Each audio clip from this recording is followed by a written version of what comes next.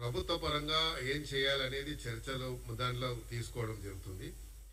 బుడద రాజకీయం ఇంకా BRS party చేస్తుంది. ఎందుకంటే నిన్ననే పొంగులేటి శ్రీనివాసరెడ్డి గారు కానీ, బట్టి విక్రమార్క గారు కానీ, అదే తుమ్మల నాగేశ్వరరావు గారు కానీ జిల్లాలోనే పర్యటించుకుంటూ అక్కడ ఎప్పటికప్పుడు ఉంటూ వారికి కావాల్సినట్టు ఇచ్చేస్తే, ఈరోజు నేను కొన్ని మీడియాలో చూశాను, పత్రికల్లో కూడా చూశాను.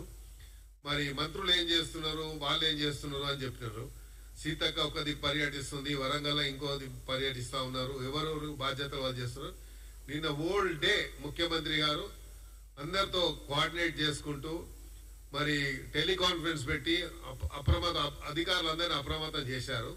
కానీ బురద రాజకీయాలు మానుకుంటే బాగుంటుంది. ఎందుకంటే ప్రజలు సమస్య ఉన్నప్పుడు ఆ సమస్యల పరిష్కారానికి మీకున్నటువంటి ఏదైనా ఎక్స్పీరియన్స్ ఉండి మీకున్నటువంటి అనుభవాన్ని పంచుకుంటే దానికి అనుగుణంగా ప్రభుత్వం పనిచేస్తుంది తప్ప ప్రతి దాన్ని కూడా అది భూతద్దంలో చూపించి చిత్రీకరించేటువంటి ఏదైతే ప్రయత్నం చేస్తున్నారో ప్రజలు హర్షించారు. ఇలాంటి విషయాల్ని ఇప్పటికే ప్రజలు చీకొట్టుకున్నారు. ప్రజలకు జరిగిన నష్టాన్ని ఎలా పూడ్చాలనేది ప్రయత్నం చేయకుండా ఇప్పుడే మా వర్కింగ్ ప్రెసిడెంట్ గారు చెప్పినట్టుగా అందరినీ కార్యకర్తలు అప్రమత్తంగా ఉండాలని చెప్పారు.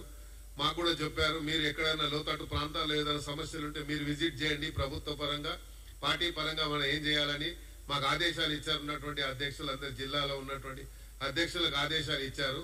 సిటీలో మాకు ఉన్నటువంటి ఎక్స్పీరియన్స్ మాకు కూడా చెప్పారు. అలా ఇది ప్రభుత్వము పనిచేసేటువంటి పార్టీ పనిచేసే విధానం. ఆ విధానాన్ని మర్చిపోయి ప్రతిదాన్ని కూడా విమర్శించేటువంటి కార్యక్రమం ఏది చేస్తుందో ఇది ఇప్పటికైనా ప్రజలు అర్థం చేసుకున్నారు. కాబట్టి తప్పకుండా ఈ రోజు ముఖ్యమంత్రి ఇప్పుడే చెప్పారు, సార్ కూడా మన వర్కింగ్ ప్రెసిడెంట్ గారు చెప్పారు, ముఖ్యమంత్రి గారు కూడా ఈ రోజు ఖమ్మం విజిట్ చేస్తున్నారు. ఇవన్నీ కూడా కార్యక్రమాలు. ఇప్పుడు మాకు ఇప్పుడైతే సమాచారం వచ్చింది, ముఖ్యమంత్రి గారు కమాండ్ కంట్రోల్ నుంచి కూడా మొత్తం ఉన్నటువంటి పరిస్థితిని కూడా అంచనా వేసేటువంటి కార్యక్రమం ఉన్నారు. జరిగినటువంటి నష్టాన్ని దానికి ఎట్లా మన కేంద్ర ప్రభుత్వం నుంచి తీసుకోవాలని చేస్తున్నారు. కాబట్టి ఇప్పటికైనా దయచేసి ఇలాంటి మరి వక్రీకరించేటువంటి మాటల్ని మర్చిపోయి మీకున్నటువంటి ఏదైనా అనుభవం ఉంటే అనుభవాన్ని పంచుకోవడానికి ఒక కన్స్ట్రక్టివ్ రోల్ ప్లే చేయాలని నేను మీడియా ద్వారా కోరుతున్నాను.